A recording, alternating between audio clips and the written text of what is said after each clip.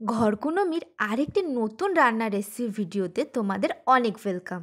তো আজকের রেসিপিটা হচ্ছে আলুর পরোটা। আর এখানে আলুর পরোটা করার জন্য আমরা শুকনো খোলায় শুকনো লঙ্কা আর জিরেটাকে ভেজে নিয়ে ওই মশলাটাকে গুঁড়ো করে প্যানে তেল দিয়ে কেটে রাখা পেঁয়াজ আদা রসুনের পেস্টটাকে ভালো করে মিশিয়ে ভেজে নেব।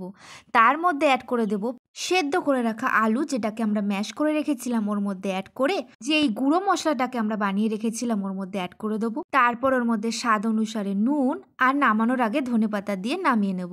এবার আমরা আটাটাকে মেখে নিয়ে ওর মধ্যে ডো করে তার মধ্যে আমরা পুরটাকে ভরে ভালো করে মুখটাকে আটকিয়ে হালকা হাতে বেলে নেব। তারপরে প্যানে তেল দিয়ে পরোটার মতনই হালকা করে ভেজে নিলেই আমাদের আলুর পরোটা ইজ ডান। আর এই ঠান্ডা ঠান্ডা ওয়েদারে মায়ের হাতের গরম গরম আলুর পরোটা আর সাথে টমেটো সস আর টক দই, জিনিসটা বেশ জমে যাবে। ভিডিওটা কেমন লাগলো জানিও। দেখা হচ্ছে নেক্সট ব্লগে। টাটা।